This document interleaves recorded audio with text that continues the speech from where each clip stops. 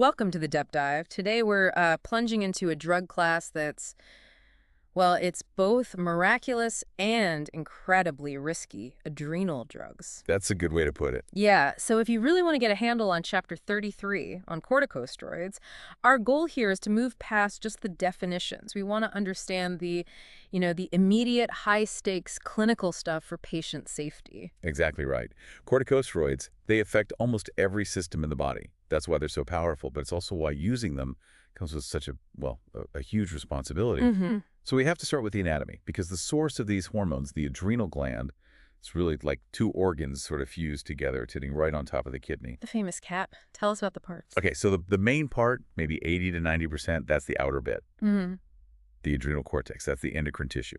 It secretes the corticosteroids.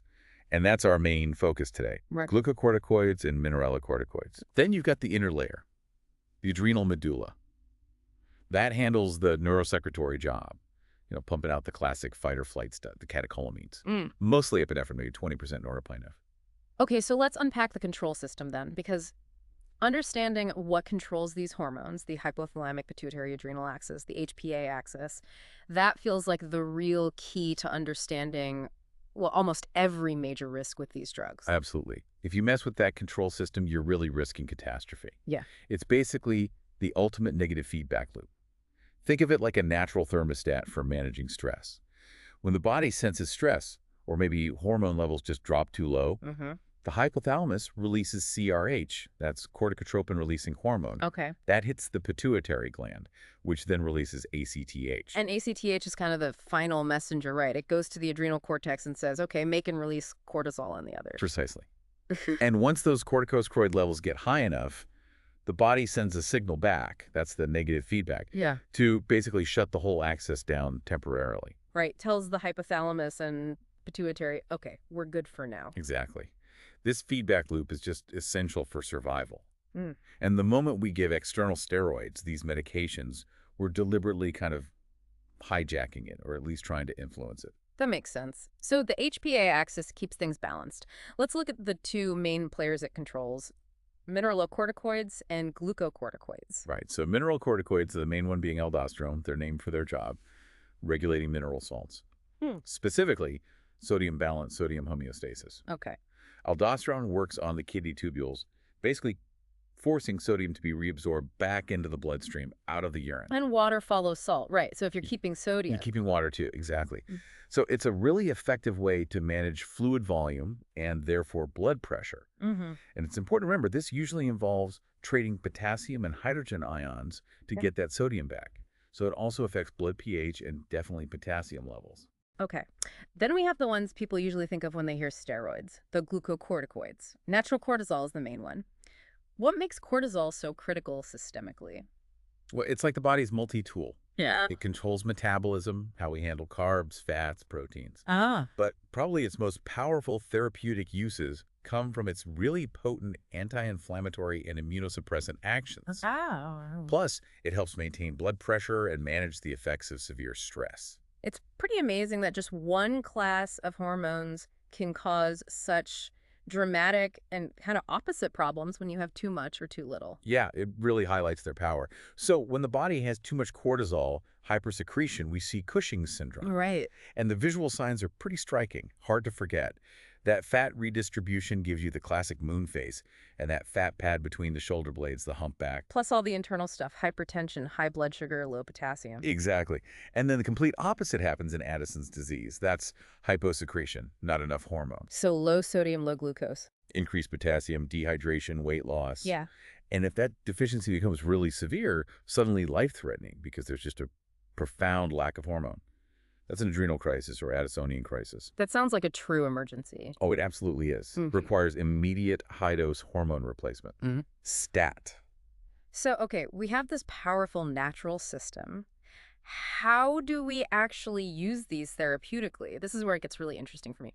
How can one little pill affect, say, gut health and asthma and stop organ rejection? Yeah, it's because these drugs don't just work on the outside of the cell. They actually go inside, right into the nucleus, the cell's command center. Wow. So the steroid molecule binds to a receptor. This complex travels into the nucleus, and it literally tells the DNA to make specific new proteins. They're essentially modifying the body's production line to pump out really potent anti-inflammatory stuff. So they're basically turning off the body's inflammatory alarm system. In a way, yes, or at least dialing it way down. And that power leads to incredibly broad uses, indications, everything from treating that adrenocortical deficiency we talked about, like Addison's, Right. to handling flare-ups of severe respiratory diseases like asthma and COPD, certain GI conditions, even preventing the immune system from attacking a transplanted organ. Okay, a really critical point for respiratory uses, though. You mentioned inhalers. Yes, absolutely crucial.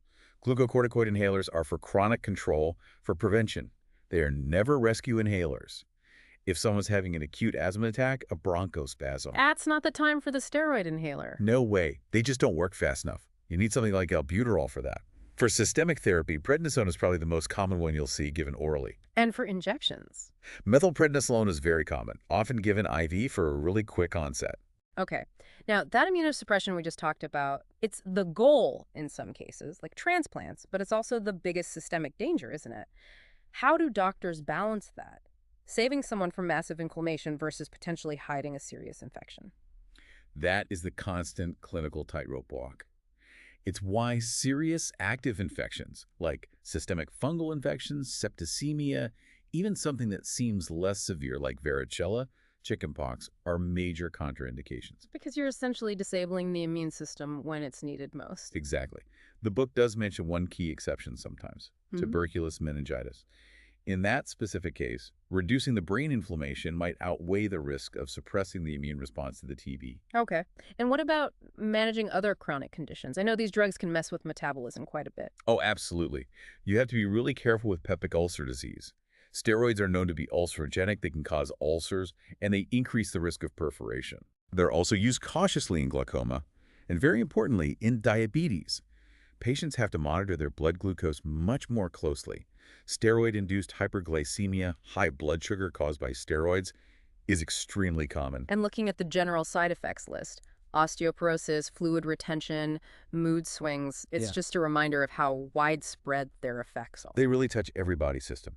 Cardiovascularly, expect edema, maybe even heart failure in susceptible patients, musculoskeletal, bone demineralization leading to osteoporosis, muscle weakness. CNS effects, too. Definitely. Watch out for psychosis, severe mood swings, irritability. It can be quite dramatic. But if we had to pick the single most critical, like absolute non-negotiable safety risk, it brings us right back to that HPA axis control thing, doesn't it? Without a doubt, it's the HPA suppression. When you give corticosteroids long-term, the body basically says, oh, we've got plenty of cortisol coming in from the outside. I don't need to make my own. So the adrenal glands become dormant. Now, if you suddenly stop that external steroid, those dormant adrenal glands can't just instantly wake up and start producing cortisol again. The body is left defenseless against even minor stress. And they crash. They crash into an adrenal crisis, severe fatigue, dangerously low blood pressure, nausea, vomiting, shock. It's life-threatening. So the number one thing, the absolute must-teach point for every patient. You absolutely must taper the dose slowly. Never stop abruptly. Tapering gives that sleepy adrenal cortex time to wake up and gradually start making its own hormone again. And that can take a while. Weeks, sometimes months, depending on the dose and duration of therapy. And another critical piece, stress doses. Any patient on long-term therapy who faces major stress like surgery or significant trauma needs extra supplemental steroids right away to handle that stress. Otherwise, they could collapse. Got it. Okay, let's quickly touch on a couple of specific drugs. Fludrocortisone. Right, that's our main mineralocorticoid. Used primarily for Addison's disease to replace that missing aldosterone effect. Its side effects are mostly related to holding on to too much sodium in water. So think hypertension, edema, potentially heart failure. Okay. And prednisone. That's the oral glucocorticoid workhorse. Yeah. Very common. It's intermediate acting. A key thing to remember is it has only very minimal mineralocorticoid properties. Meaning you can't usually use prednisone alone to treat Addison's disease. You still need something like fludrocortisone to cover the mineralocorticoid side. Makes sense. All right, let's bring this all right to the bedside. The nursing process. We know these drugs affect everything, so what are the key assessment points before and during therapy? Well, you need baseline data that links directly to those fluid and electrolyte effects we talked about, so baseline weight, definitely. Intake and output records. vital signs, especially blood pressure. And labs. Crucial labs. You absolutely have to monitor serum potassium. You expect it to potentially decrease. And blood glucose, you expect that to increase. Right, the hyperglycemia risk. Exactly. And for kids, pediatric patients, you have to track their growth charts carefully because of that risk of growth suppression. Okay, implementation. Timing really matters here, doesn't it? To minimize that HPA suppression. Yes, timing is key. You want to try and mimic the body's natural rhythm. Cortisol production naturally peaks early in the morning, usually between about 6 a.m. and 9 a.m. So give the dose then. That's the ideal window for giving exogenous glucocorticoids. It minimizes the suppression. And always, always give oral doses like prednisone or fludrocortisone with food or milk. Minimizes GI upset. And avoid certain other meds. But definitely avoid concurrent use of aspirin or other NSAIDs if possible. That combination really ramps up the risk of gastric ulcers and bleeding. Okay, we have to hit that critical safety alert again, the look-alike injectable issue. This sounds like a disaster waiting to happen. It's a huge medication error risk, Yeah. purely based on the potency difference. We're talking about Solicortef, which is hydrocortisone, and Solumidrol, which is methylprednisolone. And they're not the same strength at all. Not even close. Solumedrol is 5 times as potent as Solicortef. So 4 milligrams of Solumedrol is like 20 milligrams of Solicortef. They are absolutely not interchangeable. Wow. Swapping them by mistake could lead to a massive overdose or a serious underdose. You have to double, triple check that label. That potency difference really underscores the stakes. Okay, one last essential teaching point. What do patients need to do after using their inhaled steroid? Super important. They must rinse their mouth thoroughly with lukewarm water after every single use. Spit it out, don't swallow. Why is that so critical? It's to prevent oral candidiasis, which is basically thrush, a fungal infection in the mouth. It happens because the steroid suppresses the immune response locally in the mouth and throat, letting yeast overgrow. Rinsing helps wash away any residual medication. Good tip. And we have to keep reminding them about the bone risk. Oh, absolutely. Especially with long-term use, you really need to emphasize bone health. Make sure their diet is rich in vitamin D and calcium. Maybe supplements are needed. And one final practical piece of advice? Yes, anyone on long-term systemic therapy should definitely wear a medical alert ID bracelet or necklace. If they're ever found unconscious, first responders need to know immediately that this person is dependent on steroids. It could save their life. Okay, this has been a really vital deep dive into adrenal drugs. I think the core concepts are clearer now, that HPA axis control is central, recognizing the signs of Cushing's versus Addison's and that rule about tapering. Yep.